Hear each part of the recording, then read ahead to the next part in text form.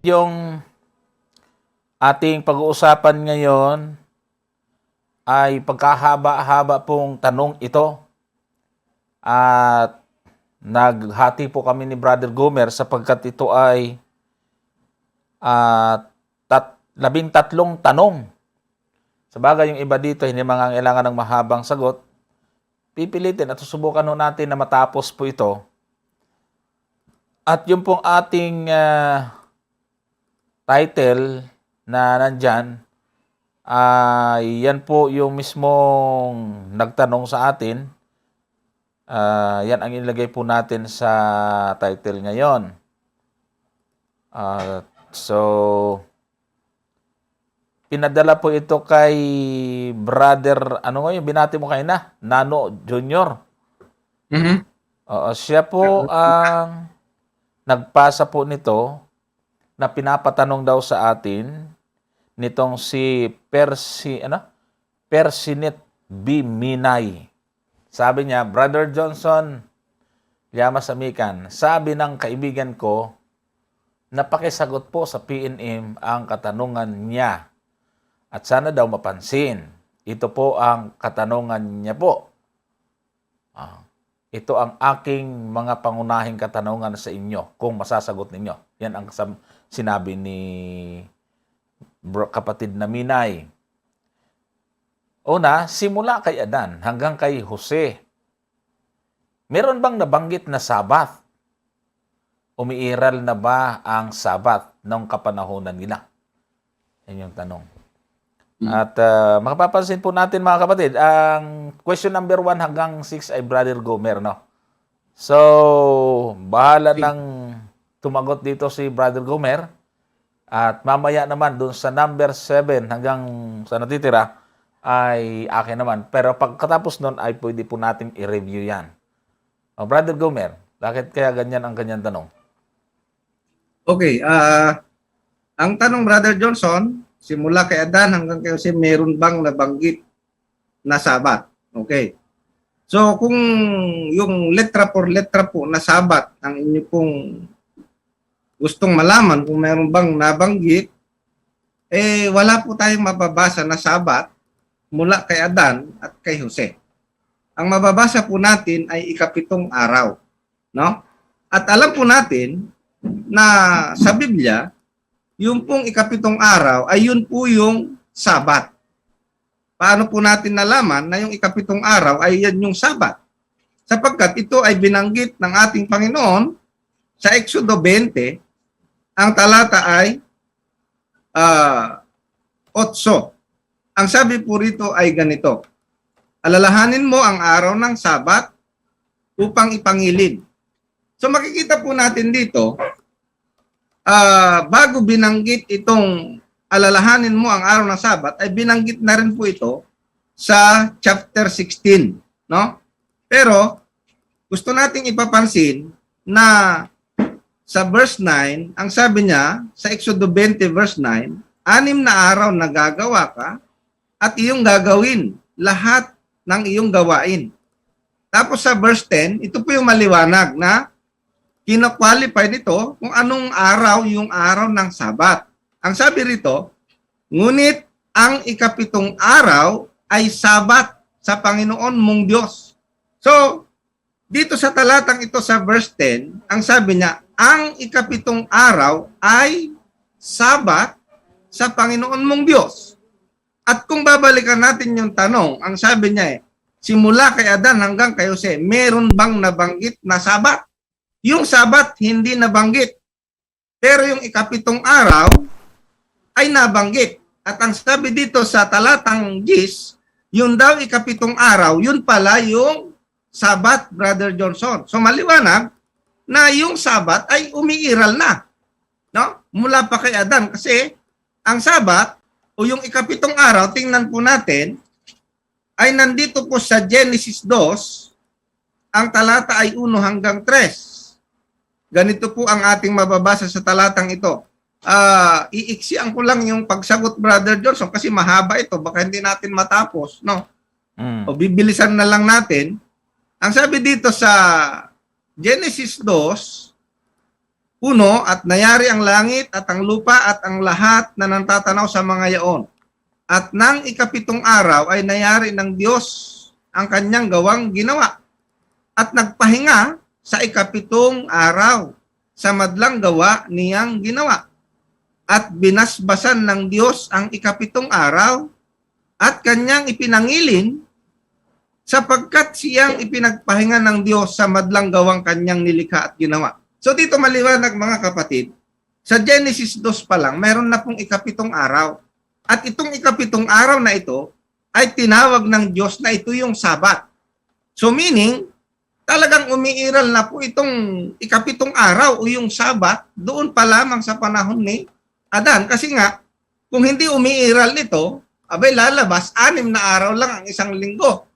Mula sa panahon ni Adan hanggang sa nabanggit itong ikapitong araw na Sabat. Kasi kung itutuloy po natin, babalikan natin yung Exodo 20, sa talatang 11, ito po ay maliwanag na ang reference na binabanggit po ni Moises sa Exodo 20, ang talata ay 11, kung bakit iniutos ng Diyos na alalahanin ang araw ng Sabat o yung ikapitong araw, ang sabi sa talatang 11 ay ganito, sapagkat sa 6 na araw ay ginawa ng Panginoon ang langit at lupa, ang dagat at lahat ng nangaroon, at nagpahinga sa ikapitong araw, na anupat pinagpala ng Panginoon ang araw ng Sabat. O kita po, dito po sa Exodo 20:11 ay talagang tinukoy na ng sumulat ng Exodo na walang iba kundi si Moises, na ang sabi dito, pinagpala ng Panginoon ang araw ng Sabat at pinakabanal.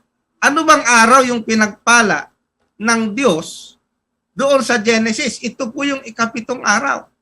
At dito sa Exodo 20, ang talata ay 11, itong ikapitong araw na tinatawag din na Sabat, ang sabi rito, pinagpala ng Panginoon ang araw ng Sabat at pinakabanal. Wala naman tayong ibang makikitang araw dito sa Genesis na pinagpala ng Diyos at pinakabanal kundi yung ikapitong araw. So, logically, makikita po natin na talagang ang araw ng Sabat po ay umiiral na mula pa sa panahon ni Adan hanggang sa panahon ni Jose. Kung yun po yung itinatanong sa atin, maliwanag po yan mga kapatid. Ang sabi niya, umiiral na ba ang Sabat? Ay upo, umiiral na po talaga ito. Dahil kung hindi umiiral ang ikapitong araw, lalabas, 6 na araw lang ang isang linggo. At itong ikapitong araw na ito, binasbasan po yan ng Diyos at iyan ay kanyang pinagpala. At yung pinagpala niya na yan, ang tawag ni Moises, doon sa 20 talatang 11, yan po yung araw ng Sabat. At isa pang katunayan, ay ginamit din ng ating Panginoon bilang pagpapatunay na ang Sabat ay umiiral na. Kasi ang sabi niya doon sa isang talata ng Marcos 2, ang talata po ay 27, ay ganito naman yung ating mababasa sa talatang ito. 2:27 ng Marcos, at sinabi niya sa kanila, ginawa ang Sabat ng dahil sa tao, at di ang tao ng dahil sa Sabat. So sa talatang ito mga kapatid, ang ating Panginoon mismo ay maliwanag na nagtuturo na yung Sabat ay ginawa dahil sa tao. So, ang purpose pala ng paggawa ng Sabat ay para sa tao. At alam po natin na ang unang tao na nilalang ng Diyos ay walang iba, kundi si Adan at si Eva. Kaya doon sa tanong, na umiiral na ba ang Sabat sa panahon ni Adan? Maliwanag po ang sagot ng Biblia, yan po ay umiiral na. Brother Johnson. Ituloy na natin yan. Ang pangalawa pong tanong dito mga kapatid ay sabi niya rito, may isusugo nga pala rito sa unang tanong niya nung nagtanong sa atin. Kasi nagtataka lang ako ng konti, Brother Gomer. Sabi niya, simula kay Adan hanggang kay Jose, meron bang nabanggit na Sabat? Ang tanong na ito mga kapatid ay talagang umiiwas. Bakit siya nagtanong ng siguradong wala roon yung hinahanap? Ay bakit kaya hindi ang tanong ay sa Biblia? Yun na nga eh. Mga kapatid, ibig sabihin, ang motibo ho niya ay talagang meron na siyang preconceived idea, kaya tinatanong niya kung saan yung wala. Ang tanong na meron naman sa ibang talata ay para bang sinabi niya na ang paniniwalaan niya lang ay mula kay Adan hanggang sa panahon ni Noe o ni Jose. Tama po ba yun, mga kapatid at mga kaibigan? So, at least nasagot ni Brother Gomer. Next question niya po ay, sabi dito, ang sabi ni Pablo sa Roma, kayong mga Hudyo na nagpasakop sa ilalim ng kautusan, sa kautusan din kayo hatulan at husgahan. At Roma 2:12 hanggang 13. Ang tanong ngayon, anong pakinabang mo sa ilalim ng kautusan kung hahatulan at husgahan ka rin pala? Oh. Tapos, pangatlong tanong, kung ang mga hintil ay walang kautusan, hahatulan din pala sa kahalikasan. Oh, yun. Sige, Brother Gomer. Ayan. So, basahin muna natin, Brother Johnson, kasi may napansin ako rito. Ang sabi niya kasi, sabi raw ni Pablo sa Roma, kayong mga Hudyo na nagpasakop sa ilalim ng kautusan. Wala po yun eh. Wala po dito sa talata ng Roma 12 at 13. Gumawa siya ng sariling Oo. Basahin po natin yung talata, Roma 2:12 at 13. Ganito po ang sinasabi, mga kapatid.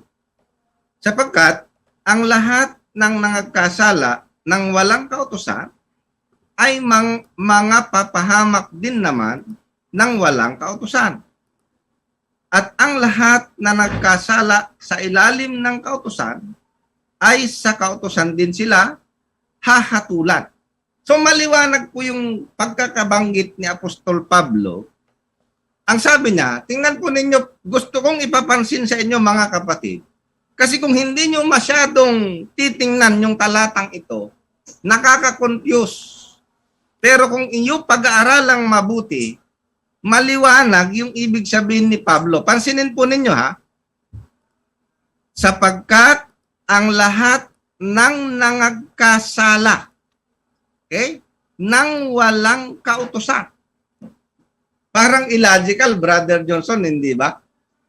Paanong magkakasala kung walang kautusan? Hindi ho ba, mga kapatid?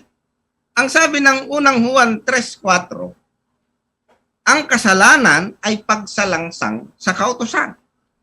Hindi ho ba, mga kapatid? At ang sabi doon sa 5:13 ng Roma, basahin ko lang muna itong Roma 5:13. Sabi niya, sapagkat ang kasalanan ay nasa sanglibutan hanggang sa dumating ang kautusan. Ngunit, hindi ibinibilang ang kasalanan kung walang kautusan. Pero, ang sabi ni Paul sa 12, mga kapatid, sabi niya, ang lahat ng nangagkasala ng walang kautusan ay, anong mangyayari po doon sa mga taong nangagkasala ng walang kautusan? Ano ang ibig sabihin nung walang kautusan? No? At paano silang magkakasala kung walang kautusan? At ang sabi dito, mga papahamak. Mapapahamak din eh. No? Sapagkat sila'y nagkasala, pero wala silang kautusan. Ang ibig sabihin lamang nito, mga kapatid, itong mga tao na tinutukoy na Apostol Pablo, ito yung mga tao na hindi nakatanggap ng tinatawag na written law. Na katulad ng mga Hudyo na binigyan talaga sila ng Diyos. Narinig nila yung tinig ng Diyos, isinulat sa libro, isinulat sa bato yung mga alituntunin, yung mga palatuntunan, yung mga kautusan ng Diyos. Samantalang itong mga tao na ito na binabanggit ni Apostol Pablo ay walang kautusan. Ang ibig sabihin, hindi po sila nakatanggap. No? Hindi po sila nakatanggap, pero ang sabi niya, nagkasala pa rin sila. Nagkasala pa rin. Bakit? Kasi kahit ikaw ay hintil, Brother Johnson, at hindi mo narinig yung utos na huwag kang papatay. Wala kang narinig. Oh, pero pumatay ka. Abay, nagkasala ka pa rin sa kautusan. At ang sabi dito, mapapahamak din naman ng walang kautusan. At ang lahat na nagkasala sa ilalim ng kautusan ay sa kautusan din sila hahatulan. So, yung mga tao naman na binigyan ng Diyos ng kautusan mismo at ito naman ay nagsisuway din, abay, mapapahamak din sila. So, mapapansin po ninyo, pareho po yung kalagayan ng tao na nakatanggap ng written law at yung tao na walang natanggap na written law pero nagkasala. Nakalabag pa rin sila sa kautusan. So pareho po silang mapapahamak, mga kapatid. No? Pareho silang mapapahamak. At kung itutuloy natin sa talatang 13, sapagkat hindi ang mga tagapakinig ng kautusan ang siyang mga ganap sa harapan ng Diyos. Napansin po ninyo ito. Ang ibig sabihin, hindi yung mga binigyan ng kautusan, hindi po yung mayroong hawak ng kautusan, ang mga ganap sa paningin ng Diyos. Kundi, ang sabi niya, ang nagsisitalima sa kautusan ay aariing ganap. Ibig sabihin, wala pong bearing. Kung ikaw ay binigyan nga ng utos, kaya nga ang sabi ni Apostol Pablo rito, kung papansinin po ninyo rito sa talatang 17, ilulundag ko lang para makuha niyo yung aking pinupunto. Ang sabi niya sa 17 ay ganito, ngunit kung ikaw na may taglay na pangalang Hudyo, sabi niya, at nasasalig sa kautusan at nagmamapuri sa Diyos at nakakaalam ng kanyang kalooban at sumasang-ayon sa mga bagay na magagaling, palibhasay, tinuruan ka ng kautusan. So itong mga Hudyo, tinuruan sila ng kautusan. Mayroon silang written law na tinatawag. Sa talatang 19, at nagkakatiwala ka na ikaw ay taga-akay ng mga bulag. So itong mga bulag, yun yung mga hindi nakatanggap ng written law. Ilaw ng mga nasa kadiliman. Sa talatang 20, tagasaway sa mga di nakaalam. Guro ng mga bata na sa kautusan ay mayroon kang anyo ng pagkakilala at ng katotohanan. Kaya ang sabi niya sa 21, ikaw nga na nagtuturo sa iba, hindi mo tinuturuan ang iyong sarili. Ikaw na nangangaral sa tao na huwag magnakaw, ay nagnanakaw ka. So maliwanag po dito mga kapatid, na yung mga tao na hindi nakatanggap ng kautusan, kung sila po ay nagkasala sa kautusan, mapapahamak din sila. No? Kaya nga, ang sabi dito sa talatang 14, sapagkat, pansinin po ninyo, kung ang mga hintil na walang kautusan sa katutubo, ang ibig sabihin lamang nito, ay itong mga hintil ay hindi po talaga sila nakatanggap ng kautusan na katulad ng mga Hudyo. Pero hindi ibig sabihin ay exempted po silang lumabag. Bakit? Kasi nga doon sa talatang 12, kapag nilabag nila yung kautusan, bagamat hindi nila ito natanggap, abay mapapahamak din sila. Yun po yung ibig sabihin nitong talatang ito. Bakit? Bakit po sila mapapahamak kung wala namang ibinigay sa kanila na written law? Kasi ang sabi dito sa talata, kung itutuloy natin, ang sabi niya, ganito, sapagkat kung ang mga hintil na walang kautusan sa katutubo ay nagsisigawa ng mga bagay ng kautusan, ang mga ito na walang kautusan ay siyang kautusan sa kanilang sarili. Alam niyo mga kapatid, kahit yung mga tao na walang written law na narinig, ay kahit po doon sa mga tribo lang halimbawa, doon sa amin sa Mindoro, yung mga mangyan alam po nila na kapag asawa na nilang kapitbahay, hindi nila pwedeng asawahin Yun yung sinasabi na kautusan na nasusulat sa kanilang puso. No? Nasusulat sa kanilang puso yung bagay na yun. Alam nila na yung pag-aari ng kanilang kapwa ay hindi nila pwedeng pakialaman sapagkat yun ay kasalanan ng pagnanakaw. Alam po nila yon. Kaya dito, ang sabi niya, sa 15, na nagtatanyag ng gawa ng kautusang nasusulat sa kanilang puso. So, ang ibig sabihin mga kapatid, bagamat itong mga hintil ay walang natanggap na written law, maliwanag po na ang Diyos sa kanyang kapangyarihan ay mayroong kautusan na isinulat sa kanilang puso. At doon sa kautusan na yun na nakasulat sa kanilang puso, doon sila hahatulan ng Diyos. Doon po sila hahatulan. No? Hindi po natin po pwedeng sabihin na dahil walang utos na wag kang papatay sa kanila, ay pwede na silang pumatay at hindi sila mapaparusahan. Hindi po ganon ang sinasabi ng talata ng Biblia. Bakit? Pansinin po natin taas po natin yung talata. Medyo mahaba talaga ito, Brother Johnson. Kaya medyo mag-ano ako ng counting oras dito. Ang sabi niya rito sa talatang 8, taas po natin sa talatang 8. Datapwat, sabi niya, ang mga sapalaaway at mga hindi nagsisitalima sa katotohanan, kundi bagkus nagsisisunod sa kalikuan ay ang kagalitan at kapuutan, kapighatian at kahapisan at sa bawat kaluluwa ng tao na gumagawa ng masama, ng Hudyo una-una at gayon din ng Grego. Kita niyo po, pati Hudyo, pati Grego hahatulan kung sila po ay gumagawa ng masama. Sapagkat itong mga hintil, bagamat wala silang kautusan na nasusulat sa bato, sa aklat, abay meron pong kautusan na nasusulat sa kanilang mga puso. At dito po sila hahatulan ng Diyos. No? Dito po sila hahatulan ng Diyos. Bagamat alam po natin na ang Biblia ay matuwid ang paghatol ng Diyos, Brother Johnson. Sapagkat mayroon po tayong mababasa, halimbawa ganito. Tingnan po natin itong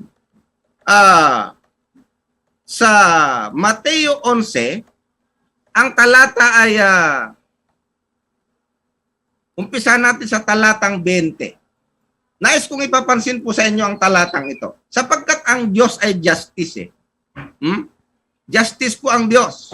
Ang sabi niya ay ganito, nang magkagayoy, kanyang pinasimulang sumbatan ang mga bayan na pinaggagawan niya ng lalong marami sa kanyang mga gawang makapangyarihan sapagkat hindi sila nangagsisi.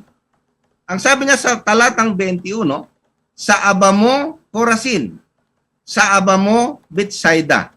Bakit?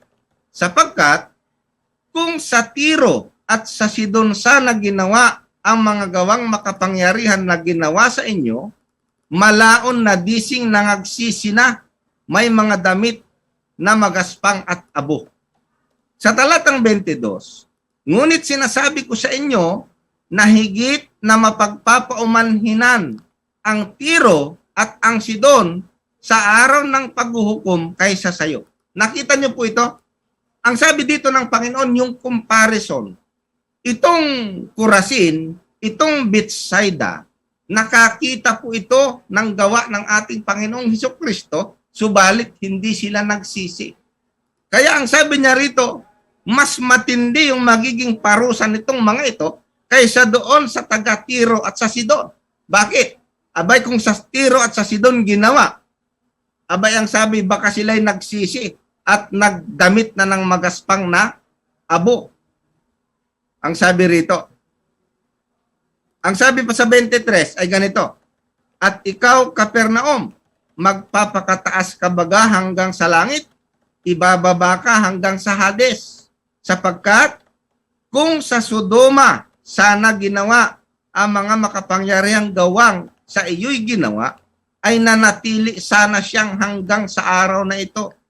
Datapwat, 24, sinasabi ko sa inyo na higit na mapagpapaumanhinan ang lupa ng Sodoma sa araw ng paghuhukom kaysa sayo. So nakita niyo po rito mga kapatid na yung justice ng Panginoon ay pareho. Ibig sabihin, tapat. No? At yan po ay makikita rin natin dito sa isang talata ng Lucas. Ito ay nasa Lucas 12. Gusto kong basahin itong talatang ito na sandali habang hinahanap ko itong talata.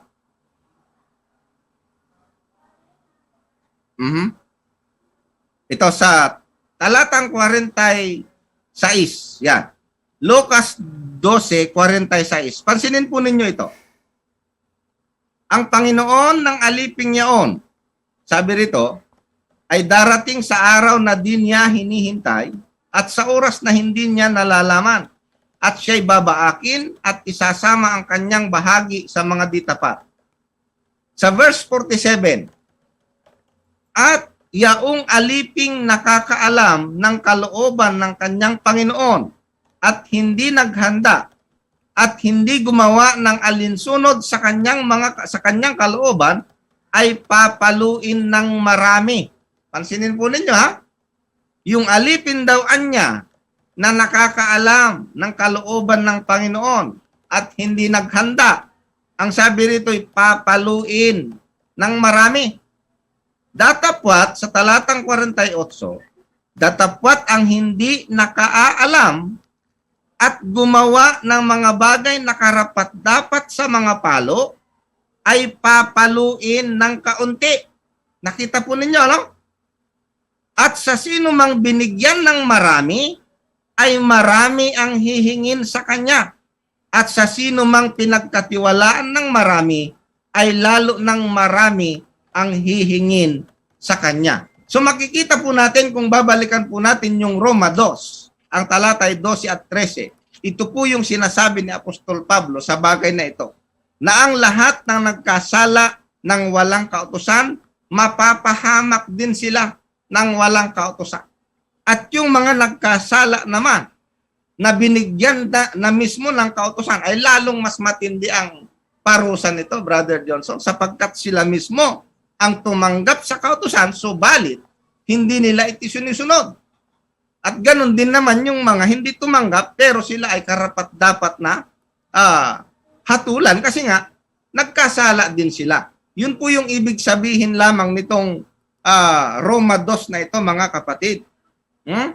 Yan po yan, mga kapatid. Kaya ito, tinitingnan ko kasi dito, hanggang sa tanong na panglima ito eh. Kasi ang sabi niya rito, anong silbi ng kautusan kung magpapasailalim ka. So parang medyo nakukonfuse talaga itong ating kapatid. Ano ba ang purpose ng kautusan, Brother Johnson? So itutuloy ko na, ano ba ang purpose ng kautusan? Bakit ba ito ibinigay ng Diyos? No? Ang sabi dito sa isang talata ng Roma, dito na lang tayo sa Roma, sa 3, ay ganito po. Tingnan po ninyo, ang sabi niya sa 3, ang talata 20. Sapagkat sa pamamagitan ng mga gawa ng kautusan ay walang laman na aariing ganap sa paningin niya. Sapagkat sa pamamagitan ng kautusan ay ang pagkakilala ng kasalanan. So ang isang purpose ng kautusan ay upang ipakilala ang kasalanan.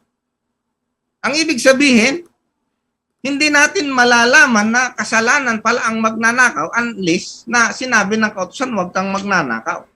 Yan po yung sinasabi ni Apostol Pablo sa Roma 7, ang talata ay 7. Ang sabi po ay ganito, Roma 7, talatang 7. Ano nga ang ating sasabihin? Ang kautusan bagay kasalanan? Sabi po niya, huwag nawang mangyari. Datapwat, hindi ko sana nakilala ang kasalanan kundi sa pamamagitan ng kautusan. Sapagkat hindi ko sana nakilala ang kasakiman kung hindi sinasabi ng kautusan, huwag kang mananakim. So maliwanag, ang isa sa purpose ng kautusan ay para ipakilala kung ano yung kasalanan. Sapagkat ang paglabag sa kautusan, ayan ang kasalanan. No? At ang isa pang purpose nito, para tayo ay mabuhay sang-ayon sa kalooban ng ating Panginoon. Sapagkat ang kautusan ay siyang refleksyon ng karakter ng ating Diyos. Sapagkat ang sabi dito sa 7:12, sabi niya, kaya nga ang kautusan ay banal. Ang utos ay banal, matuwid at mabuti. Kaya nga itong kautusan ay refleksyon po ito ng karakter ng ating Diyos. Matuwid, banal, mabuti. Ang sabi ni Kristo bakit mo ako tinatawag na mabuti? May isa lamang na mabuti, kundi isa, ang Diyos. Di ba? Ang Diyos ang mabuti. Pero dito sa 7:12, ang sabi niya, ang kautusan ay banal, ang utos ay banal at matuwid at mabuti. Kaya nga, itong kautusan din na ito, ang gagamitin ng Diyos upang hatulan ang mga tao. Yan po ang purpose ng kautusan. Ang sabi dito sa Santiago, tingnan po natin, ano? Ganito po ang sinasabi dito sa isang talata ng Santiago 2, ang talata po nito ay 12. Ang sabi niya rito, gayon ang inyong salitain at gayon ang inyong gawin, na gaya ng mga taong huhukuman sa pamamagitan ng kautusan ng kalayaan. So, ito palang kautusan na ito rin ang gagamitin ng Diyos, no? Para hukuman ang tao. Kasi, ang sabi ng ating Panginoong Diyos sa isang talata ng Ecclesiastes, pansinin po ninyo ha, sa Ecclesiastes, Kapitulo 13, ang talata ay Kapitulo 12, ang talata ay 13, ay ganito po yung ating mababasa. Ang sabi niya rito, ito ang wakas ng mga bagay, lahat ay narinig. Ikaw ay matakot sa Diyos at sundin mo ang kanyang mga utos sapagkat ito ang buong katungkulan ng tao. So ang katungkulan ng tao, sumunod sa utos ng Diyos. Bakit? Sa talatang 14, sapagkat dadalhin ng Diyos ang bawat gawa sa kahatulan, pati ng bawat kubling bagay, maging ito'y mabuti o maging ito'y masama. So maliwanag po na yung paghatol ng Diyos ay nakabase. No? Nakabatay po yan sa kautusan niya kung ito'y iyong sinunod baga o hindi. No? Kaya dito ang sabi niya, tayo ay hahatulan sa kautusan. At ang sabi pa dito sa 1.25 ng Santiago ay ganito naman. Ngunit ang nagsisiyasat ng sakdal na kautusan, ang kautusan ng kalayaan ay nananatiling gayon, na hindi tagapakinig na lumilimot, kundi tagatupad na gumagawa, ay pagpapalain ang taong ito sa kanyang ginagawa. So, yung kautusan pala, ibinigay ng Diyos upang maging, ang sabi doon yun ang buong katungkulan ng tao na kanyang susundin ng kautusan at dito hahatulan. No? Dito hahatulan. Ano pang isang purpose ng kautusan? Ang isang purpose ng kautusan ay para ituro tayo kay Kristo. Okay? Paano po nangyayari na ang kautusan ay siyang magtuturo sa atin sa ating Panginoong Hesukristo? Napakasimple lang po 'yan. Bagamat yung binabanggit po dito sa Galatia, no? Na itong kautusan ang siyang tagapagturo natin kay Kristo. Kung titingnan po natin yung immediate context nito, ay ito po yung tinatawag na mga paghahandog, sapagkat yung paghahandog nga, yun po yung anino na inaaninuhan ni Kristo nung ihandog niya ang kanyang sarili. Pero kung babalikan mo talaga, bakit nagkaroon ng tinatawag na kailangang handog para sa kasalanan? Ay dahil nga nalabag ng tao ang kasalanan. Ang ibig sabihin, pag ikaw ay nakalabag sa kasalanan, sa kautusan, ikaw ay nagkasala. At ang kabayaran ng kasalanan ay kamatayan. Ngayon, wala kang remedyo. So, maghahanap ka ngayon ng remedyo. At itong kautusan na ito, na iyong nalabag, ituturo ka ngayon. No? Ituturo ka ngayon doon sa mga handog. Okay? Pupunta ka sa mga handog doon sa panahon nila, sa mga Israel, kapag sila ay nagkasala, abay, ang pupuntahan nila, magdadal sila ng baka, ng kambing, ng tupa. Pero pagdating ng ating Panginoon, ang sinisimboluhan pala ng baka, tupa, kambing, yung kanyang dugo, ay sumisimbolo pala talaga sa ating Panginoong Hesukristo. So ang ibig sabihin mga kapatid, yung kautusan ng Diyos na nalabag, ang ituturo sa atin, ituturo niya tayo kay Kristo para tayo ay ariing ganap sa pamamagitan ng ating pananampalataya. So yan po yung isang purpose. No? Sapagkat nalabag, so kailangan po natin itong pagbayaran. Pero hindi po natin kayang bayaran. Kaya ang ating Panginoon ang nagbayad at ito yung makikita po natin kung paano tayo itinuturo ng kautusan sa ating Panginoon upang tayo'y ariing ganap sa pamamagitan ng pananampalataya sa Kanya.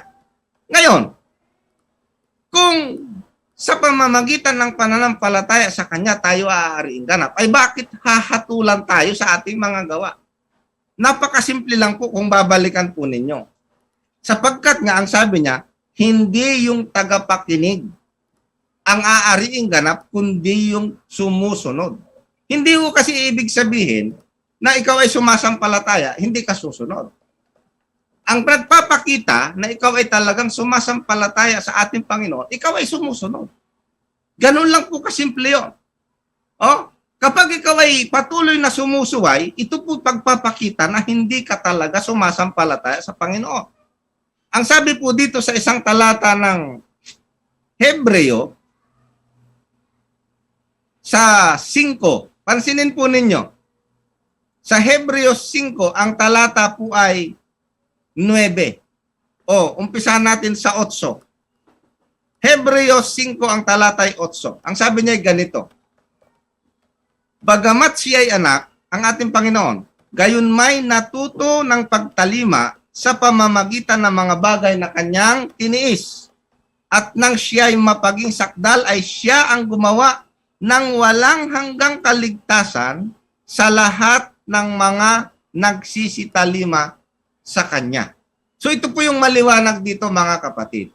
Kaya yung ating pagsunod, hindi po yan nagpo-produce ng kaligtasan.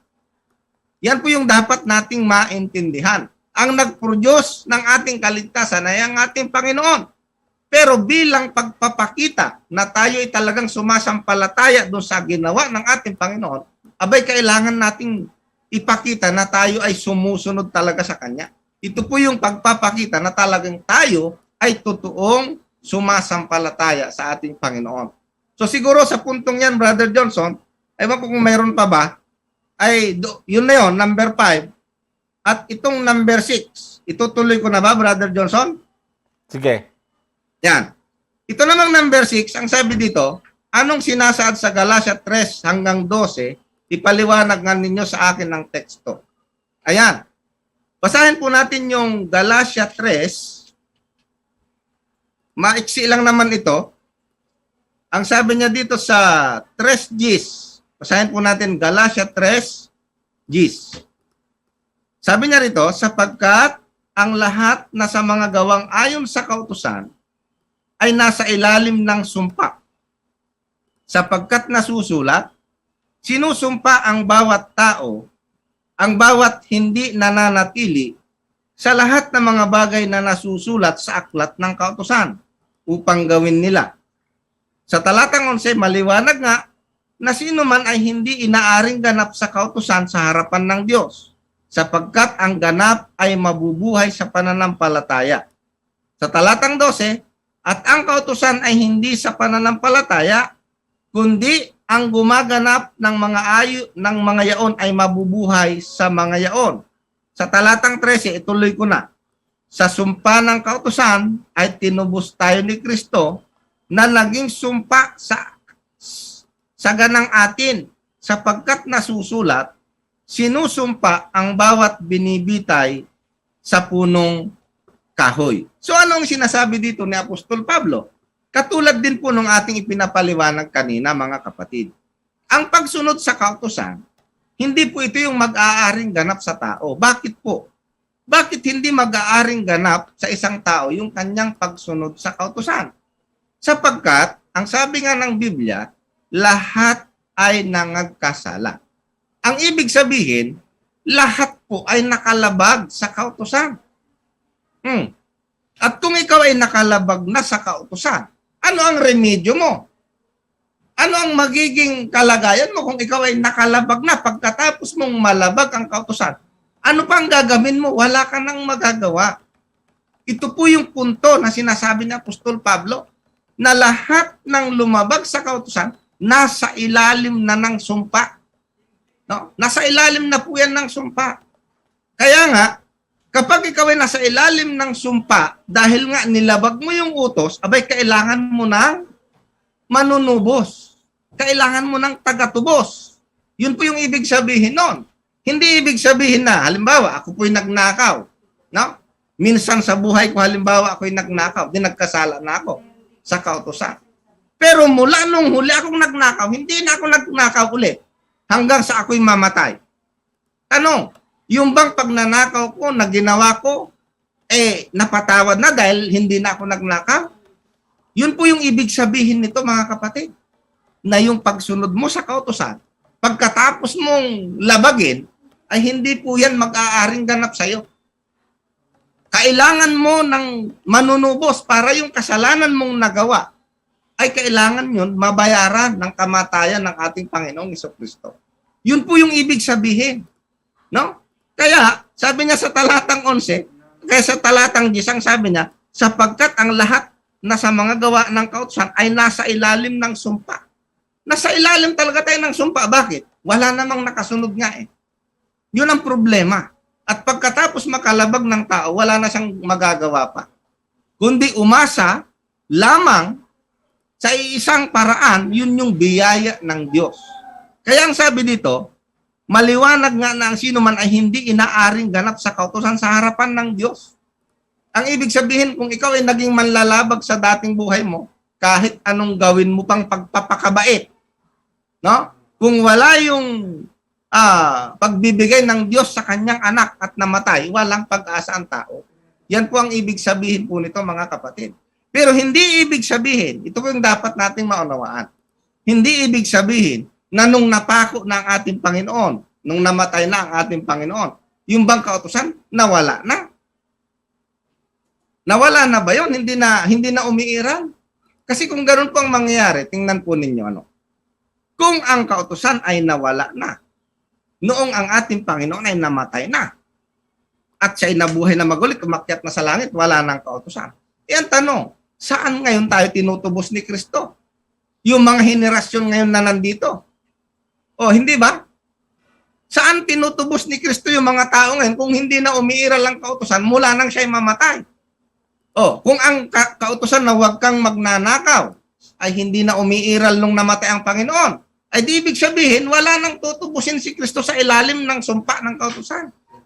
So, ang ibig sabihin, ito pong Galatia 3:12 o 3:10 hanggang 13, ito po ay matibay na nagpapatunay na ang kautusan ng Diyos ay umiiral hanggang ngayon. Bakit? Kasi hanggang ngayon, kailangan natin ng manunubos. Kung wala na sanang kautusan sa mga panahon na ito, abay hindi na natin kailangan ng manunubos. Sapagkat paano pa tayo mapapasa ilalim ng sumpa ng kautusan kung wala naman palang kautusan na? Naintindihan po ninyo, mga kapatid? Kaya ito, ma-appreciate natin. Kaya yung mga taong nakakita ng nilang kalagayan, ang sabi nga, ipinakilala ng kautusan kung gaano akong makasalanan, hahanapin ko si Kristo. At doon ko ma-appreciate yung pagliligtas ni Kristo sapagkat hindi ko yun magagawa sa aking sarili. At pagkatapos na makita ko ang pag-ibig ng Diyos, ito yung magtuturo sa akin na sumunod sa kanyang kautusan. Bakit? Sapagkat pagkatapos nating makilala si Kristo, sinasabi nating nakilala na natin si Kristo, tapos naging manlalabag ka pa rin. Abay, delikado po yun. Ang ibig sabihin ay ginagawa mong walang kwenta yung sakripisyo na ginawa ng ating Panginoon kung ganun po ang mangyayari. So hindi po natin mapapatunayan sa Galatia 3 hanggang 10 hanggang 13 na ang kautusan ay wala na. Manapa, ito po ay isang talata na nagpapatunay na hanggang ngayon umiiral ang kautusan ng Diyos. Bakit? Sapagkat hanggang sa mga oras na ito, mayroon pong tinutubos ang Diyos sa ilalim ng sumpa ng kautusan sapagkat sila'y nagkasala. Kaya nga marami pang nagsisisi hanggang ngayon eh. Kung wala ng kautusan, dapat wala na pong nagsisisi kasi wala nang nagkakasala. Yan po yung dapat nating maintindihan. Brother Johnson, ibalik ko na sa iyo. Maraming salamat. Okay. Thank you, Brother Gomer. Ayan. Pipilitin po natin matapos po ito para isang episode na lang ho ito para na ho natin paghiwalayin. At idudugtong na po ngayon natin yung question number 7 na ganito yung sinabi niya. Ano naman ang paliwanag ninyo sa 10:4 sa Roma? Paliwanag nga ninyo iyan sa akin.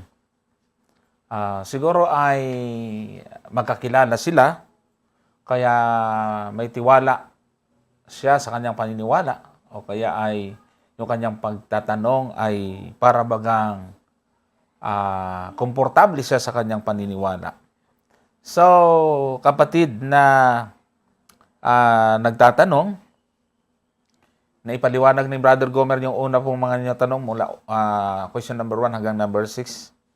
Ngayon ay gusto niyong ipaliwanag ang Roma 10:4 at maganda po yung inyong tanong dito kasi gusto niyong i-explain sa atin. So, basahin natin ang nasa Roma 10 talatang 4. At ganito po yung sinasabi, sapagkat si Kristo ang kinauwian ng kautusan sa ikatutuwid ng bawat sumasampalataya. Okay?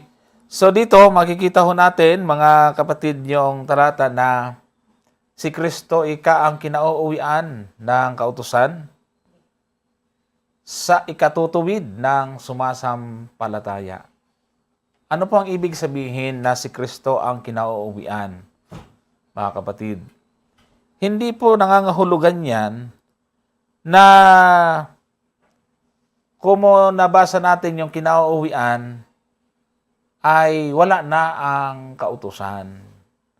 Sapagkat na ipaliwanag ni Brother Gomer kanina na ginamit na rin yung mga talata na itong kautusan ay magkaiba ng function at ang ating Panginoong Jesucristo bilang biyaya. Ang kautusan ay hindi nangangahulugan na kung mo nauwi kay Kristo o siya ang Kristo ang kinauwian ay hindi mo na susundin kundi lalabagin. Pag nilabog mo ang kautusan, ituturo ka nito kay Kristo. Kaya yung lahat ng mga kautusan sa Old Testament, mapaseremonial law, mapamoral law, ang tinuturo talaga niyan ay si Kristo. Sa paghahandog, pag nagkasala ka, anong gagawin mo? Maghahandog ka ng hayop para mapatawad ang iyong kasalanan. O, sino ang kinakatawanan ng hayop? Si Kristo. O, nalabag mo naman yung 10 utos. Anong gagawin? O, sa Old Testament, ituturo ka din kasi maghahandog ka kay Kristo. Ngayon naman, nilabag mo yung 10 utos, anong gagawin mo? Kaluluguran ka ng Panginoon? Hindi Kailangan mong humingi ng tawad. Ituturo ka din kay Kristo. Yun po ang ibig mong sabihin niya na siya ang kinauuwian. Kasi kung ang inyong pagkaintindi sa salitang kinauuwian ay nangangahulugan na nawawala, ay mahirap. Dahil meron pong talata din na sinasabi na ginamit din yung salitang iyon, yung kinauuwian, ano po, mga kapatid. Pero hindi naman ibig sabihin ay nawala. Katulad ng mababasa natin sa unang Timoteo 1:5. O, tinan niyo po yung unang Timoteo 1:5. 1 Timothy 1:5. O, tinan po natin. Ngunit ang kinauuwian ng bilin ay ang pag-ibig na nagbubuhat sa malinis na puso at sa mabuting budhi at sa panampalatayang hindi paimbabaw. So, kita mo yan, yung kinauuwian ng bilin ay ang pag-ibig. Kung ang kinauuwian ng kautusan ay si Kristo at nangangahulugan na nawala na yung kautusan kasi nauwi kay Kristo, ang kinauuwian ng bilin ay pag-ibig, hindi nawala na rin yung bilin. Kasi ganun yung interpretation ng iba. Sa madaling salita, mga kapatid, ang ibig niyang sabihin niyan, ang kinauuwian ng kautusan ay si Kristo sapagkat lahat ay doon kay Kristo ang uwi niyan. Kaya nga dapat maintindihan ng marami na ang ating pong tamang pagtuturo sa kautusan ay hindi para magligtas yan. Si Kristo.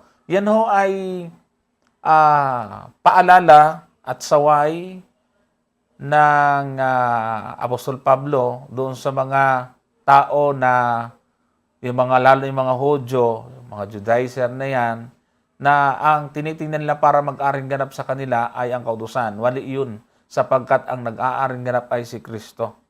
Sa Kanya na uuwi lahat yon, mga kapatid at mga taga-subaybay. Pero hindi nangangahulugan, lalabagin mo yan. Labagin mo, uuwi ka kay Kristo. Bakit? Kasi huhingi ka ng tawad eh. Hindi naman magpapatawad ang kautusan. Sumpa nga yan eh. Kasi pag hindi ka humingi ng tawad, patay ka. Yan ang ibig sabihin, kapatid. Kapag hindi ka, yan ang tagapagturo kay Kristo. Dahil pag hindi ka tinuro kay Kristo at hindi ka nakinig sa sinasabi ng kautusan, ay parusa, impyerno ang aabutin mo dyan, kapatid. So, si Kristo ay siya ang biyaya, mga kapatid, sapagkat siya ang nagdala ng kaligtasan sa mga tao. Parang nandun po din po yan sa bagay, binasa na ito ni Brother Gomer kanina yung sa 3:20 ng Roma, na ito yung tagapagturo na sa atin kay Kristo. At doon sa 3:31 lang ng Roma, 3:31 ng Roma, at ang ganda ng pagkasabi niyan, sapagkat pagkatapos na tayo ay mayroon ng pananampalataya, hindi nangangahulugan na wawalang halagahin natin ang kautusan. Ano po? Ganito ang sinasabi sa talata. Roma 3:31. Wala? O sige. Okay, ito na lang. O, yan na. Niwawalan kaya nating kabuluhan ang kautusan sa pamamagitan ng pananampalataya. Huwag nawang mangyari. Kundi pinagtitibay pa nga natin ang kautusan. Itong nagtatanong, siguro winawalang halaga niya ang kautusan sabagat may pananampalataya na siya. Adi, mali ka sa sinasabi ni Pablo. Hindi kayo katulad ng aral ni Pablo kung saan ka man samahan o sino man nagturo sa iyo niyan. Ibig sabihin po niyan ay malinaw na magkaiba po kayo ni Apostol Pablo ng paniniwala sapagkat malinaw sinasabi dito, kung nasa pananampalataya ka na, hindi po nawawalang kabuluhan ang kautusan. Huwag nawang mangyari. Ang ginawa naman ninyo, pinapangyari naman ninyo. No? Pinagtitibay. O, ang tanong, pinagtitibay pa ano ninyo, mga kapatid? Pinagtitibay po ninyo o sinisira? Pinapahina. So kami po'y kakampi po ni Apostol Pablo sa puntong iyan. Kaya maganda na gusto mo lang ipaliwanag sa atin. Question number 8. Ang sabi niya rito, sa aklat ng Hebreo 4:1 hanggang 13. No. Itong sa talatang 3:11 hanggang 10, ipaliwanag nga sa akin yan. O ito, papaliwanag ko natin mga kapatid. Hebreo 4, wag na siguro natin basahin kasi mahaba yan. Ito na lang binanggit niya, 3:11 at 10, pero hindi lang po yan. Bakit baliktad? 11 pa, pamunta 10, baliktad siguro to. 10 hanggang 11. Pero binanggit naman niya yung kapitulo at talatang 1 hanggang 13. So isasama rin natin mga kapatid. Ang talatang ito, para isama rin na lang natin, ang chapter 4 ng aklat ng Hebreo ay ginamit ng author ng Hebreo na karamihan sa mga scholar ay sinasabing si Apostol Pablo para ipaalala sa mga mananampalataya sa kanyang kapanahunan kung ano ang nangyari sa Israel noong time nila. Ang paalalang ito ay para hindi na maulit sa mga Kristiyano yung nangyari sa kanila na sila po ay nabigo na makapasok doon sa lupang pangako dahil sa kanilang pagsuway. Kaya nga mali po mga kapatid at mga kaibigan na bigyan ng konklusyon na ang aklat ng Hebreo 4 ay nagpapawalang halaga sa kautusan. Hindi po. Ang aklat ng Hebreo Kapitulo 4, mula pa sa talatang 3, ay nagpapaalala na huwag na nating gayahin ang ating unang mga magulang na sumuway kaya sila po ay hindi nakapasok sa kapahingahan. Kasi ang konklusyon ng iba, suwayin na kasi ito na. Hindi nga nakapasok dahil sa pagsuway. Tapos ngayon pasusuwayin na naman. Paanong paulit-ulit na nga Ginawa na nga ang halimbawa yung pagsuway nila Di ba? Ang sabi sa talatang 3, sapagkat tayong nagsisisampalataya ay nagsisipasok sa kapahingahan niyaon. Gaya ng sinabi niya, gaya ng aking isinumpa sa aking kagalitan. Sila'y hindi magsisipasok sa aking kapahingahan, bagamat ang mga gawa ay nga nangatapos mula nang itatag ang sanglibutan. So, tingnan na po ni mga kapatid na total ginamit mo na rin lang yung verse 1 hanggang 13 ay wag lang yung 3, 10 at 11. Ano po, mga kapatid? O tingnan niyo po yung talatang 6. Merong babala dyan na huwag nang maulit. Verse 6, sabi po dyan, kaya't yamang may natitira pang ibang dapat na magsipasok doon. At ang mga pinangaralan ng una ng mabuting balita ay hindi nangapasok dahil sa pagsuway. So, ibig sabihin, ginamit yung nangyari sa Israel para wag nang gayahin ng mga mananampalataya. Ba't hindi sila nakapasok? Sa pagsuway. Tapos ngayon, pasusuwayin uli. Hindi ba kakapasok? Kaya kapatid na nagtatanong, kung sa inyo, kailangan sumuway para makapasok, kontrahan na ngayon ang pamamaraan ng Diyos. Hindi nga sila nakapasok sa pagsuway dahil sa pagsuway. Ngayon, para makapasok ka, susuway ka uli. Wala akong logic doon. Maling-mali pong doktrina yon. Kaya mabutit itanong mo yan. At matama na at dito mo na itanong. At least na ituturo na sa inyo ng tama. Hindi ba mga kapatid? Kaya nga, ang sabi ng sumunod na talata sa verse 7, tinan niyo po, maraming nagkakamali dito ay muling nagtangis siya ng isang araw. Ngayon, pagkatapos ng ilang panahon na sinabi sa mga awit ni David, ayon sa sinabi na ng una, ngayon kung marinig ninyo ang kanyang tinig, huwag ninyong pagmatigasin ang inyong mga puso. Ingay, meron ng ibang araw. Nagtangin ng panibagong araw. Hindi na Sabat, sabi ng iba. Hindi ko rin naman alam kung ano ang understanding ng ating kapatid na nagtanong dito. Baka iba naman ang kanyang pagkaunawa. Kaya ituturo natin. Anong ibig pong sabihin yan? Na muling nagtangi siya. No? Ibig sabihin, may kaugnayan yung sa talatang 6. Ginamit yung kanilang pagsuway. Kaya, dahil sa pagsuway nila, nagtangi ng isang araw. Anong ibig pong sabihin yan? Pakinggan po ninyo, dito sa salin na ang salita ng Diyos, ito po ang nakasulat diyan sa talatang yan. Muling nagtalaga siya ng isang takdang araw nang siya ay nagsalita kay David pagkalipas ng matagal na panahon. Ang tinawag dito ay ngayon. Gaya ng sinalita niya noong una, sinabi niya, ngayon, kung marinig ninyo ang kanyang tinig, huwag ninyong pagmatigasin inyong mga puso. Ang ibig palang sabihin dito, nagtalaga siya ng isang araw na ngayon. Tinawag niya itong ngayon. Bakit? Kasi sinalita niya ng una. Ibig sabihin, nung una nagsalita ang Diyos, nagsalita naman siya ng panibagong araw. Pagkakataon ho yun. Another chance yan. Tingnan niyo po sa Magandang Balita Biblia. Kaya't muling nagtakda ang Diyos ng isa pang araw na tinawag niya ngayon. Pagkalipas ng mahabang panahon, sinabi niya sa pamagitan ni David sa kasulatang nabanggit, ngayon, kapag narinig ninyo ang tinig ng Diyos, huwag ninyong pagmatigasin ang inyong mga puso. Ang ibig po sabihin ay panibagong pagkakataon. Kaya yung sinasabi po sa talatang yan, huwag na nating gayahin. Hindi, nabigo sila So nagbigay uli ang Diyos ng panibagong pagkakataon. Ngayon, kaya nga sabi po doon sa aklat ng Korinteno, ngayon ang araw ng kaligtasan. At ang sabi po rito ay huwag nang pagmamatigasin ang mga puso. Kaya sabi po doon sa The Living Bible, but He has set another time for coming in. And that time is now. Ibig sabihin, chance ho yan.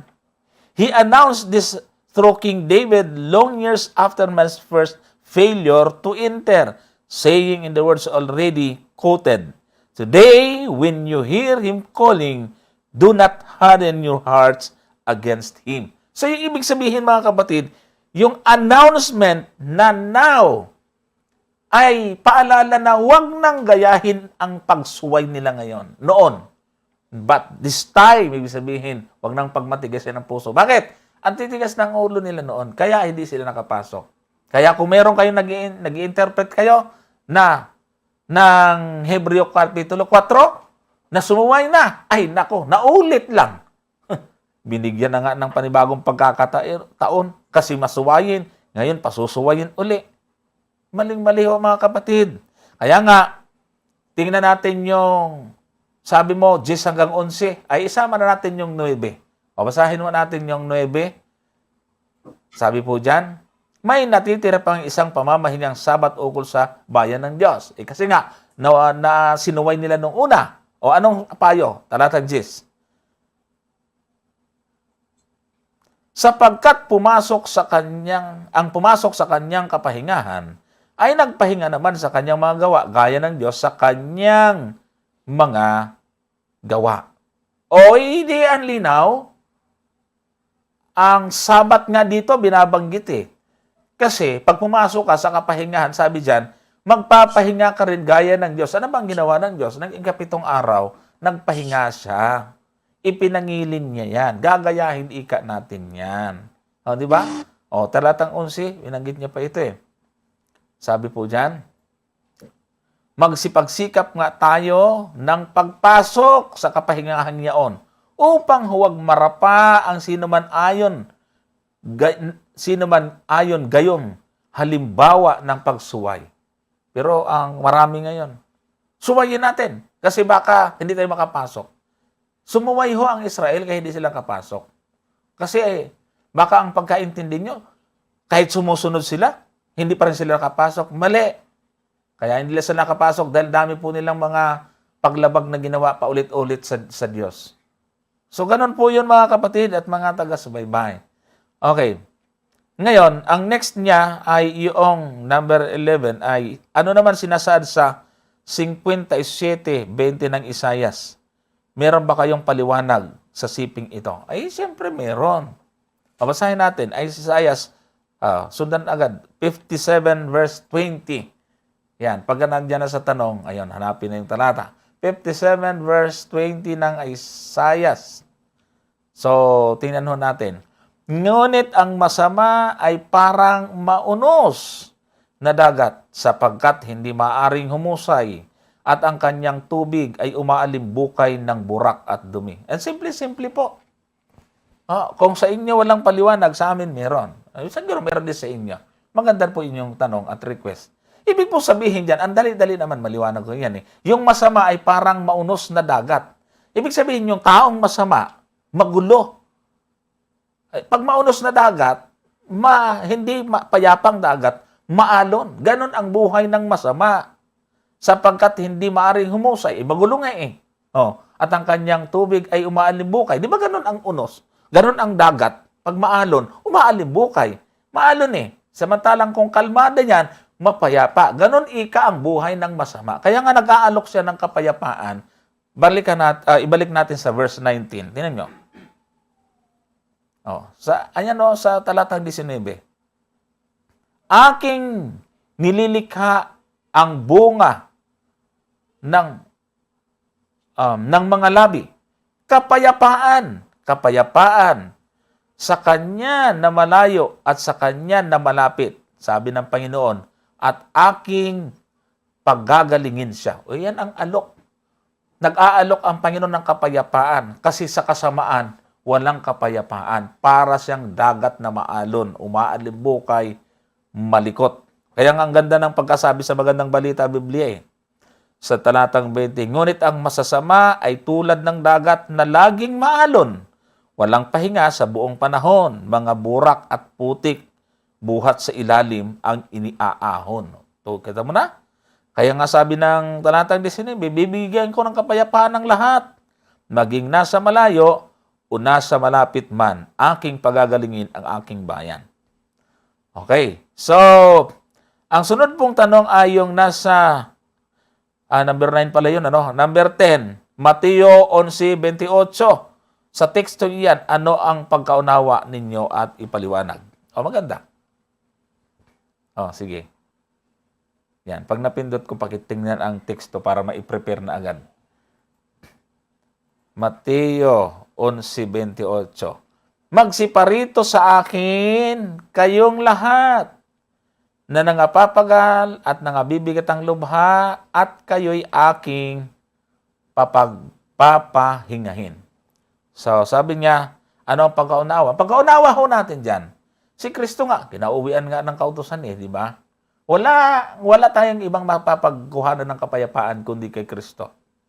Wala hong pwedeng magbigay sa atin ng kapahingahan at kapayapaan kundi si Kristo. Ang kapayapaan at kapahingahan na binabanggit niya dyan ay yung kapaguran natin sa kasalanan, yung mga problema, suliranin, ilapit natin kay Kristo yan. Tayo ay kanyang papagpapahingahin. Pero walang sinasabi dyan na yan ang kapalit ng Sabat at si Kristo na Sabat. Walang ganon. Yan ay paanyaya ng ating Panginoon sa mga makasalanan. Anong ibig sabihin? Ipagpahinga natin yung bigat ng ating mga dalahin na kasalanan, yung mga paglabag natin ginagawa. Alam mo bakit may kasalanan? May paglabag Ang mali lang dito sa iba, si Kristo na yung kauwian ng kautusan. Si Kristo na yung Sabat. Kaya nga may kasalanan Kaya may mga nabibigatan dahil sa kasalanan. Bakit? Sa kasalanan, may nalalabag na kautusan. So, ang gagawin ng Panginoon, patatawarin tayo sa ating mga pagkakasala. Pero pagka tayo pinatawad, huwag na tayong lalabag uli. Kasi doon po nagkakagulo Pinatawad ka na, balik ka na naman sa kasalanan. Di, aanyayahan ka ulit ni Kristo. Yan kasi ang interpretation ng iba Punta ka kay Kristo. Sabi ni Kristo, punta kayo. Pagpapahinga kayo. Ang gagawin mo na nagpahinga ka kay Kristo, patuloy ka magkakasala. Wala kang kapahingahan doon. Siyempre, naturalmente, susunod ka. Kasi, pagka magpatuloy ka sa pagkakasala, wala kang kapahingahan doon. Kasi ang interpretation siya na ang Sabat, kaya lalabagin na yung Sabat. Kasalanan nga yun Utos nga yun Kasama yun sa 10 utos So, ibig sabihin, kung ikaw ay na kay Kristo, labag ka na naman ng labag, wala kang kapahingahan. Hindi totoong nakapagpahinga ka. Si Kristo, pag sinabing nagpahinga siya, ay meron kang meron kang, ito, basahin yung talatang 29. Sabi dyan, pasanin ninyo ang aking pamatok at mag-aral kayo sa akin, sapagkat ako'y maamo at mapagpakumbabang puso at masusumbungan ninyo ang kapahinganan yung mga kaluluwa. Yung pagpapahinga dyan, may pasan. Saan ka nakakitang nagpapahinga may pasan? Di ba?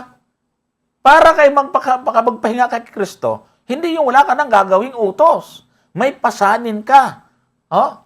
Tinan mo, pagpapahingahin ka, di ba pag usually, pag nagpahinga ka, aalisin mo yung dala mo, pagpapahinga ka Pero kay Kristo, pag pumunta ka sa Kanya, pagpapahingahin ka, pero may papasanin ka.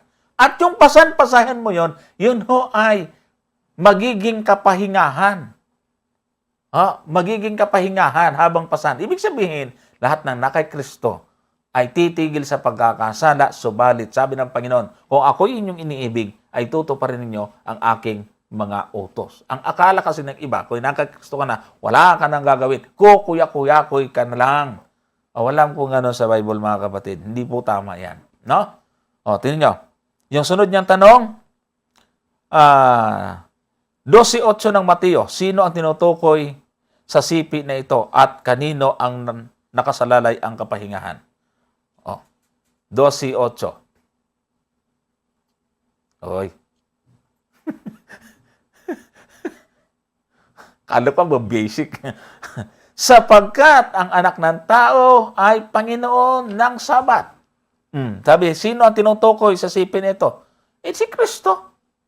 Si Kristo ang tinutukoy niyan, Panginoon ng Sabat. Panginoon ng Sabat, si Kristo. Panginoon din natin si Kristo. Kaya tama talagang magsabat ka kasi si Kristo Panginoon ng Sabat, tapos Panginoon din natin siya. Ay ang pangit naman, Panginoon natin siya. Panginoon din siya ng Sabat. Ayaw mo sa Sabat. Ay tama yung Marcos 2:27 na ginawa ang Sabat para sa tao. Di ba? Sa creation, tinan niyo po mabuti mga kapatid ang binabanggit sa aklat ng Genesis. Kaya di na po natin basahin, alam naman natin yan Sa creation, lahat ng mga bagay, ginikha ng Diyos sa pamagitan ng salita. Di ba? Di ba? Magkaroon. Puro nagkaroon. Pero ang tao, kakaiba, hindi sinabing, magkaroon ng tao. Hindi Kumuha siya ng alabok, hinubok, pinormahan, at hinihinga ng boses ng kanyang ilong na hininga ng buhay at ang tao ay naging kaluluwang buhay. Ito naman, Yung Sabat, special din naman yun. Iba ang pagkalikha sa tao, iba ang pagkalikha sa Sabat. Parang special yan sa lahat ng creation, mga kapatid. Ang ibang araw, hindi naman binasbasan eh. Pero ang ikapitong araw, binasbasan ng Diyos. Kaya yung taong espesyal, binigyan din ng espesyal na araw. Mapalad po talaga tayong mga Adventist, tayo lang nakakaintindi ng ganito eh. Pero yung ayaw na ayaw. Ano bang masama? Ano bang masama sa pagsunod? Ano bang masama na piliin mo ang banal na araw? Ano bang masama na piliin natin yung itinilagang araw ng Diyos para sa atin? Kaya kung si Kristo, yung anak ng tao ay Panginoon ng Sabat at Panginoon ba rin sa kaibigan, huwag mong itakwil ang Sabat. Ibig mong sabihin, ang tunay na kapahingahan kay Kristo ay nagsasabat ka sapagkat si Kristo ay Panginoon ng Sabat. Pupunta ka kay Kristo, ay Panginoon siya ng Sabat o sa ayaw mo sa Sabat. Ano naman yun? Mali, mga kapatid. Mali. Yan. Okay. Next. Number 12. Bakit hindi nyo may paliwanag ang 8:14 ng Daniel? Masyado ka namang huli sa balita. Kami nga yung nagpapaliwanag niyang maayos yan eh. Kung gusto po ninyo, maghambing tayo ng pagkapaliwanag. Ang Seventh Adventist ang kilala sa pagpapaliwanag ng aklat ng Daniel 8:14. Meron ako may maraming mga talata yan. Hindi natin yan pag-usapan dahil longest prophecy nga yan eh. So, meron po tayong mga link ng video. Daniel 8:14. Mga international preacher, mga Filipino preacher, may topic tungkol sa Daniel 8:14, kapatid. So, dito tayo sa last. Si Abraham ay tinaguriang matuwid dahil sa kanyang pananalig sa Diyos. Bagamat wala pa ang kautusan noon, ang Sabat, paano mo may paliwanag sa akin yan? Mali na sinabi mo na wala pang kautusan noon sa panahon ni Abraham. Maling-mali. Meron. Sinunod nga ni Abraham yun eh. Genesis 26:5. Ano sabi dyan? Genesis 26, talatang 5. Ano po sabi dyan? Sapagkat sinunod ni Abraham ang aking tinig at ginanap ang aking bilin, ang aking mga utos, ang aking mga palatuntunan, at ang aking mga kautusan. Dami niyang sinunod, Tapos sabi mo, wala pang kautusan noon. May tinig. Iyan yung verbal na sinasabi mismo ng Diyos kay Abraham direkta. Yung bilin, nandun din. Sinunod din ni Abraham. Mga utos, mga individual at iba pang mga detalyadong utos. Mga palatuntunan, sinunod din Abraham yan. Pati mga kautosan. Tapos sabi mo, walang kautosan noon. Medyo nagkukulang ho kayo sa pag-aaral, kapatid. Kailangan pa po talaga siguro maghanap kayo ng tamang magtuturo. Pasensya na, hindi ko pa kayo, pero kung saan po ninyo natutunan yan, kulang po ang tagapagturo. Maganda, makinig ka dito. Total, ni-request mo naman ito dito, kapatid. Kami naman ay nagpapasalamat sa iyong pagtitiwala. Nagpapasalamat kami sa iyong mga inquiry. Bagaman meron na po kaming nakikitang inyong sariling pagkaunawa, so kami po ay nagagalak at nagpapasalamat kaya pinagtiyagan ho namin tapusin ito.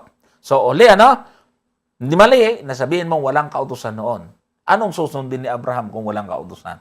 Sinunod nga niya mula sa bilin, mula sa tinig, utos, palatuntunan, mga kahatulan.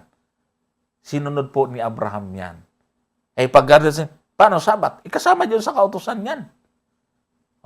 Turaho yan, mga kapatid. Yan po yung sinasabi po dyan. Tura, pag sinabing tura, yan yung mga aklat ng mga kautusan. Sinunod dyan ni Abraham, kapatid. At dito, Brother Gomer, sa kanyang huling sinabi, ayon sa Psalms 19:7, the law of the Lord is perfect. Sa makatuwid, walang sino mang makakasunod nito. Mali ho ang inyong conclusion, kapatid. Hindi ko mo sinabing ang kautusan ay perfect ay walang makakasunod. Maling argument, maling understanding ho yun. Banal nga siya, walang kapintasan eh. Sabi kasi ng iba, kulang. May pagkakamali, kaya inulit. Kaya daw muling gumawa ng bagong tipan. Hindi. Perfect nga eh. Kung perfect yan, huwag mong lalabagin. Perfect yan eh. So kung sakdal yan, wag na wag mong lalabagin kasi sakdal niyan. Kasi parang, sabi mo, bakit ninyo bibigyang halaga?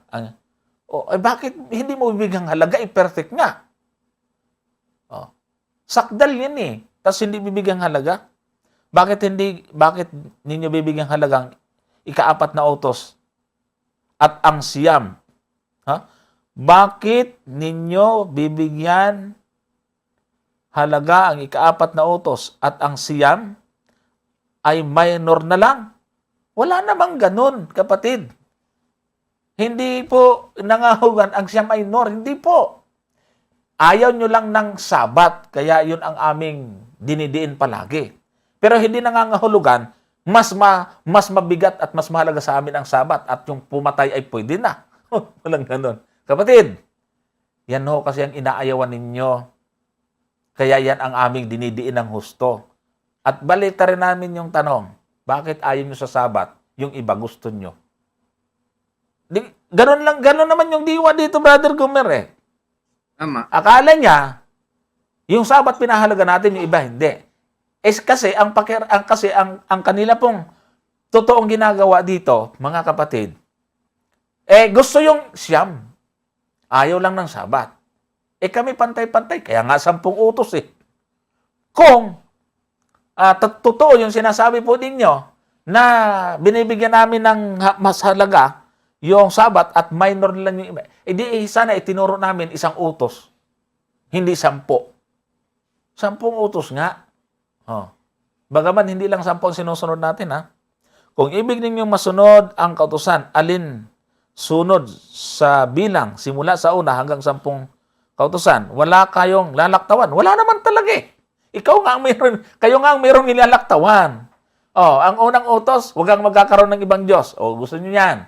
Huwag kang gagawa ng larawang yan. Gusto niyo yan eh. Huwag niyo babagitin ang pangalan Diyos sa walang kabuluhan. Gusto niyo yan eh. Alalahan yung araw ng Sabat upang ipingilan. Laktaw natin yan eh. Igalang ang ama't ina. Gusto niyo yan eh. Di ba? Huwag magnanakaw, huwag magangalunyo, huwag papatay, huwag sisinungaling, huwag mag-iimbot. Gusto niyo yan eh. Kayo po ang merong nilaktawan. Kami, ubos lahat niyan. So, ganun po yung kapatid. Di ba? Binibigyan ninyo ng pansin at halaga yaong iba naman, hindi gaano halaga. Mali! Nagtanong ka na rin lang, sana hindi ka na lang nag-conclude. Anyway, okay lang naman yan. Walang problema tayo dyan. So, conclusion po ninyo yan, maling-mali. Maling-mali. Hindi po tayo namimili ng utos, pare-pareho ang ating pagturing po dito. Actually, mga kapatid, kaibigan, doon sa 10 utos, nang isumary po yan ng Panginoon doon sa Mateo, meron 2, nauuwi ang 2.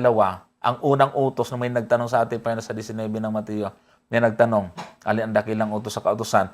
Ang unang dakilang utos sa kautusan ay ibigin ang Diyos na buong puso, buong kaluluwa, buong lakas, buong pag-iisip. At ikalawa, ibigin ang kapwa na gaya ng sarili. Yung unang utos na ibigin ang Diyos ay kasama ron yung Sabat. Bakit? Unang utos, huwag kang magkakaroon ng ibang Diyos sa harap ko. Relasyon mo yan sa Diyos. Relasyon natin yan sa Diyos. Yun yung ating connection. Personal na ugnayan natin yan sa Diyos. Huwag gagawa ng larawang inanyuan. Sa atin yan at sa Diyos lang. Gumawa ka ng larawang inanyuan. Hindi ka magkakasala sa kapwa mo sa pastor mo, sa kapatiran mo. Hindi ka sumamba ka sa Diyosan. Hindi ka magkakasala sa kapwa mo. Gumawa ka ng larawang inanyuan. Hindi ka magkakasala sa kapwa mo. Sa kanya ka magkakasala. Di ba? Pangatlo, huwag ka babagitin ang pangalan sa Diyos sa walang kabuluhan. Kahit murahin mo ang Diyos, hindi ka magkakasala sa kapitbahay mo. Ipangilin mo ang araw ng Sabat. Hindi ka magkakasala sa kapwa mo. Hindi mo ipangilin yan. Magkakasala ka sa Diyos mo katulad ng pagkakasala mo sa unang 3 utos. Ganon yan eh. Kasi sumunod na utos, igalang mo ang iyong ama't ina, relasyon na natin yan sa kapwa. Pero, hindi mo ginalang ang magulang mo, pumatay ka, nagnakaw ka, nangalunya ka, nagkasala ka sa kapwa mo, sa Diyos nagkasala ka rin kasi siya ang nagbigay niyan. Nakita nyo? So sa 2 utos, yung pong unang utos na ibigin ang Diyos. Di ba 2 yan? Ang mas madakilang utos sa kautusan ay ibigin ang Diyos ng buong puso, buong pag-iisip, buong lakas, buong kaluluwa. yun pa ang binawasan ninyo ng isa. Hindi nyo ba naiisip yun, mga kapatid? Kaya lahat ng against the Sabbath, mga kapatid, mag-isip-isip na kayo. Sa mga nagsusuri na nakikita ko ito, mag-isip-isip na kayo. Sapagkat doon sa 2 utos na napapalob ng ang buong kautusan, ay kung alin pa ang pinakadakila sa utos, yun pa ang pinakialaman ni Satanas. Kaya para hindi tayo madaya ng kaaway, mga kapatid, mga kaibigan, makinig kayo lagi sa programang pag-aralan natin. O, di ba? So, yan na po, mga kapatid, ang kabuuan ng kanyang katanungan.